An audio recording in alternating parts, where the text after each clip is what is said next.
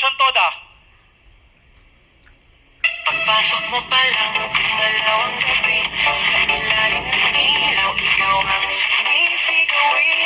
Bang mo'y diretsyo, walang alilangan. Sa bawat galaw mo, saktong dahilan. Kung pasas ng musika, hawak mo ang sandali. Sa tingin mo lang, ako'y bumibigay din. Wala nang salitang kailangan pa.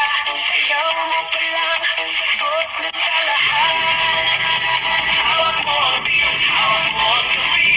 Sa bawat ilaw mo, ako'y nabibig. Hawak mo ang beat, huwag mong bibitawan. Hanggang sa huling tugtog ng sayawan. Hawak mo ang beat, sa ilaw at dilim. Ikaw ang ritmo ng damdamin. Hawak mo ang beat, dito sa pista. Ikaw ang dahilan, bakit sumisigla. Alright! Wow! Pasensya na po kayo, mga kamaster. Best production number ka na. Thank you po. At least, di ba, may sumayaw. Kasi kanina lahat sila kumanta, ikaw lang yung sumayaw. So maraming salamat no, for opening that door. For Ano? Napansin ko si Pro Kantay, hindi pa ko lang. Ngayon lang yun. Gali, palapakan natin ngayon lang daw iniisip na gawin. Sige po, para sa iyong katanungan, atin pong pakinggan si Ma'am Aisa Mariolan. Hello. Ito simpleng tanong lang. Malungkot ako. Ayoko pang umuwi.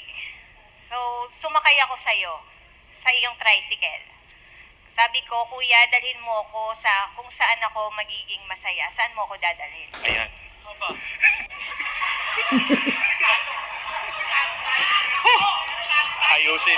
Ayusin mo, sir.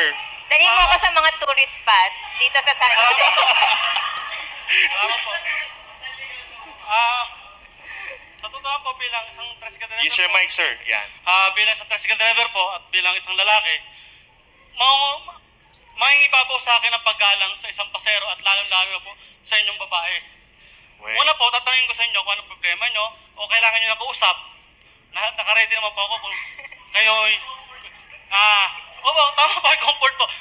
Kung pwede, mas maganda po tumambay tayo sa plaza, doon sa tama raw. Para may labas ninyo yung dapat nyo ilabas. Ako naman po, bilang isang tricycle driver at hindi nyo kilala at hindi ko rin kilala, nakahanda po akong kayo damayan o pakinggan. Wow! Thank you. Tibay, At oh. higit sa lahat po, huwag po natin samantalin ang taong may ganong pinagdadaanan. Wow. Pakisundo ako mamaya. Ha? Pakisundo ako mamaya. O sige po. Ganda na sagot mo ha. Aral na aral ka ha. Okay?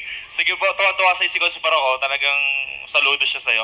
Ngayon po ay atin pong pakinggan Salamat sa si suporta, Mr. Brad Oval Barok. P. Buenafide. Konsehal Barok.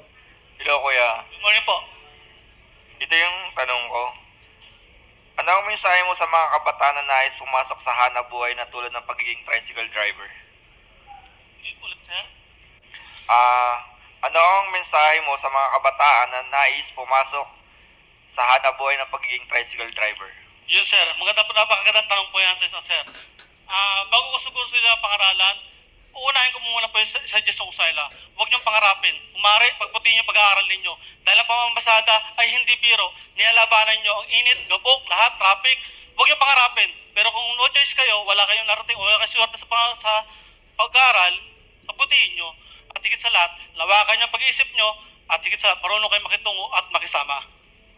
Alright. Maraming salamat po, Sir Oval. Once again, our applicant number 7. Palakpakan